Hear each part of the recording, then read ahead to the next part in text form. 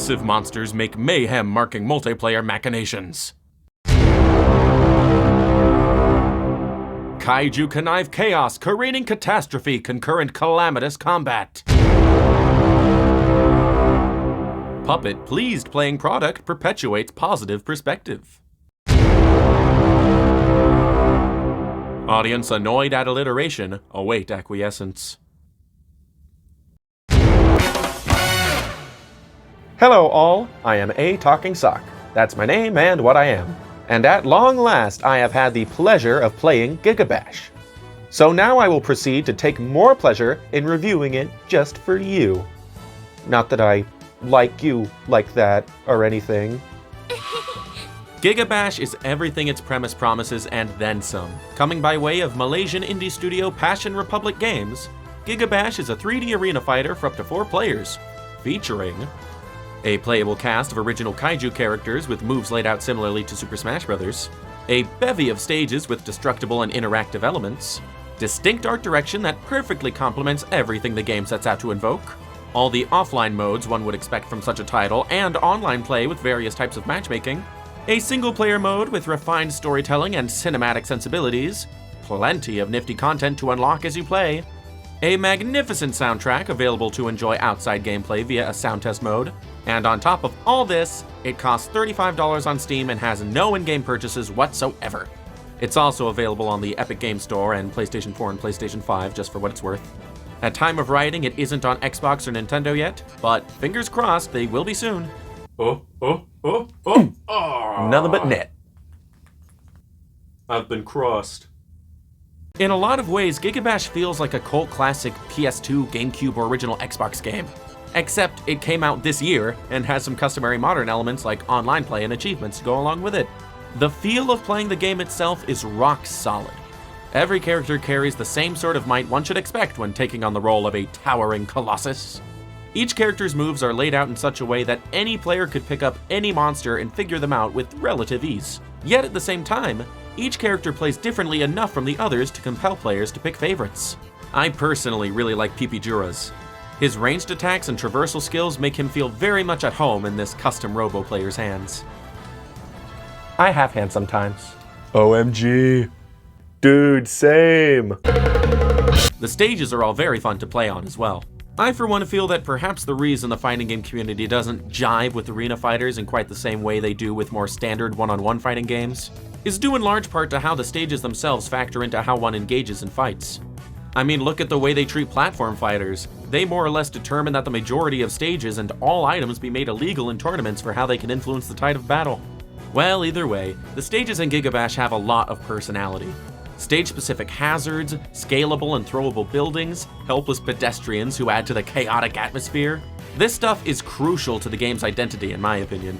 Speaking of identity, the art direction of Gigabash is just perfect. There are some terrific graphic splashes in the menus and victory screens, some masterfully illustrated scenes in the story campaigns, some very striking concept art to be unlocked, and of course, dem graphics real good. You can't see it, but I'm giving a thumbs up right now. I put a thumbs up in my script for some reason. Look, here's a screenshot to prove it. The environments and effects are beautiful indeed, and the characters, the characters. As I'm sure I've said on other occasions, I greatly enjoy eclectic casts in games, but it helps to have a general guideline for how they're made to look or feel like they belong together. This is why I think Smash Ultimate, with all due respect, jumped the shark a bit with its DLC additions to the cast. The uniformity of the characters was pushed so far that Nintendo's own All-Stars became viewed as ill-fitting choices in a series whose first title is called Nintendo All-Stars in its country of origin. For a more precise example of what I'm talking about here, what exactly do Joker, Steve, Incineroar, and Solid Snake share in common besides the fact that they're all playable in Smash? I mean, there's any number of ways to answer this, but none that would compel me to believe they'd make a good cast together under any other context. In short, while they are a cast of characters and they are eclectic, you can be so eclectic to the point where it just doesn't make sense and it's...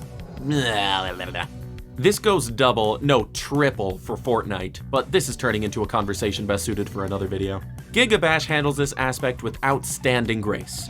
Each character looks appropriate together, yet each are still lovingly designed individually to where any one of them could be considered the star of the show. They all follow the guideline of being kaiju, i.e., they each look and feel like characters out of a Japanese movie or manga involving giant disaster-wreaking monsters. Of which there are 10, by the way, same number that ARMS launched with. Don't go trying to tell me that game was lacking at launch, I will fight you to the death over that. And the characters each satisfy a unique archetype all to themselves. So each of their silhouettes or descriptive nicknames belong wholly to them. Each character also carries with them a level of nuance that helps them each feel like their own unique character and not simply the Voltron guy or the Godzilla knockoff. I mean, sure, the inspirations are clear, but the executions are thoughtful. I especially love Gigaman. He's a Ultraman or Power Ranger type hero, but he's clearly aged a bit and has trouble maintaining that superhero physique. He's got a little tummy going on there. But he retains a youthful exuberance about him nonetheless. He's got an upbeat attitude. This stuff is easy enough to infer just by observing him, but it's also elaborated on in the Thundertross story campaign. Oh, speaking of story campaigns, don't worry, I'm not going to spoil anything. This game launched with 4 story campaigns, one for Gorogong, one for Pipijuras, one for Wooly, and one for Thundertross. They all tell their own stories, but also intersect at points. And similarly to other beloved multiplayer-focused games that include solo campaigns like F-Zero GX or Super Smash Bros. Brawl, other kinds of objectives and such are explored using the base gameplay meant for multiplayer, so that's pretty cool. There's been no mention, so far as I'm aware, as to whether or not new campaigns will come as updates or DLC, but frankly, they're not needed. The amount of content already present perfectly suffices. As did ARMS' content at launch, by the way, but holy halibut did it rope me in with that sweet update-based lore, and oh, why did it all end so quickly? Nintendo, please make it sequel! Okay, actually, if there's one thing Gigabash does right that ARMS doesn't, it's the sound test. Not unlike ARMS, the music in this game is great, so the sound test is very much appreciated. We've got some very hummable tunes, very evocative arrangements. It's all just so perfectly suited toward the game's goals. Good music, good music. I didn't put a thumbs up emoji in the script, but I'm doing a thumbs up anyway, but you still can't see it. This extends to the rest of the game's sound design too. The numerous impact sounds, flying off screen sounds, menu selection sounds, criminally underrated aspect of games in my opinion. They're all great. Part of me is almost embarrassed for not having anything negative to say about the game.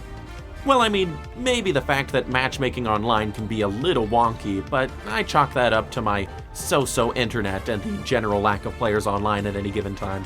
Unlike ARMS, baby! More than 5 years in and I never have any problem finding people in the party lobbies. How's that for a dead game flop, huh? This first timer still sold more than any Xenoblade game you— Congratulations! You've completed 3 prematurely cut tangents about ARMS in this review. You've unlocked a new alternate color! Oh yeah, remember unlockables? In this, the age of paid cosmetics, we don't see too many of those in our games much anymore, huh? Well, Gigabash has plenty of unlockable colors, achievements, artwork, songs, even stages and characters that all help to incentivize some replay time. Like I need it. But hey, it is nice to have rewards for in-game accomplishments. Oh, one other sort of minor thing I'd like to mention, there are also these nifty little titles you can earn at the end of regular matches that discern stuff like who pulled off the most specials or who did the least amount of dodging. They're fun. It's fun. This whole game is fun. Buy this game. Play this game. Have fun. You like fun, don't you? Have some fun. Have some fun. Have some fun. Are you talking to me? What? I was just doing a bit. Wait, you're always just doing a bit. Didn't I tell you there'd be consequences you wouldn't. if you Please raised your voice in these stupid videos?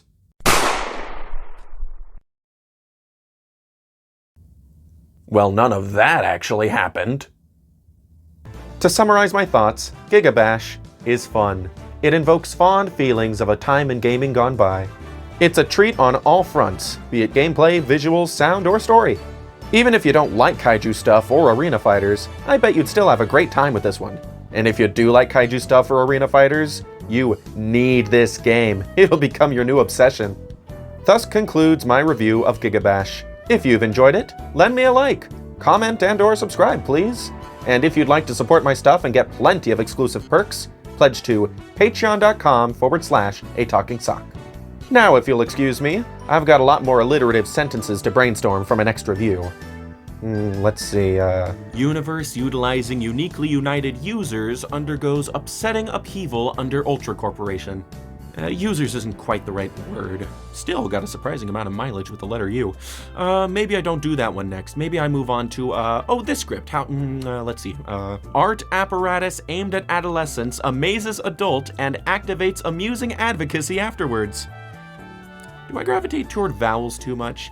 I mean, that one's title is already alliterative, so maybe I should just go with the letter F, like in the game's title?